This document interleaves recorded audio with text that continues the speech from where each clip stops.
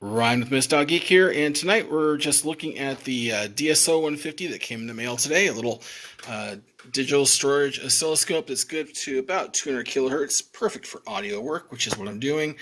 It takes 9 volts, which I've done by taking my 12 volt pack and jumping over a couple of batteries. So that's putting out just under 9 volts, perfect. And because I'm not spending money on 9 volt batteries, and it just takes a standard 2.1 by 5.5 connector. Oh, that does cool things.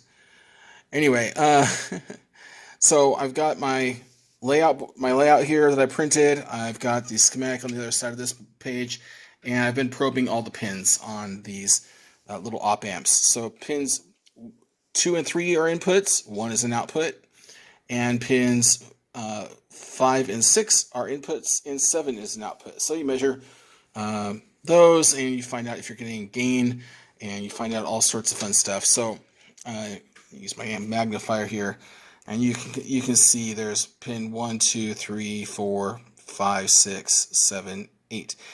Pin 8 and pin 4 are VCC and ground. So we don't bother measuring those. I did measure them with my DVM to make sure that they've got power and everything, and they do. So what I've done here is I've remoted the cabling, or remoted the display and the control board here, so that I have room to work, and just using some DuPont cables. And this little DSO 150 is pretty cool. Like for example, I'll probe pin 1 on IC 7, and you can see there it's at 144 millivolts, 700 kilohertz or 700 hertz frequency, and it does what an oscilloscope should do. It just doesn't do very much of it. Unfortunately, it's only a single channel oscilloscope, so I can't check the phases against each other and look at the phasing happening or anything like that. But you know, this thing costs $35 with this nifty probe. So I mean, I really can't argue with the price.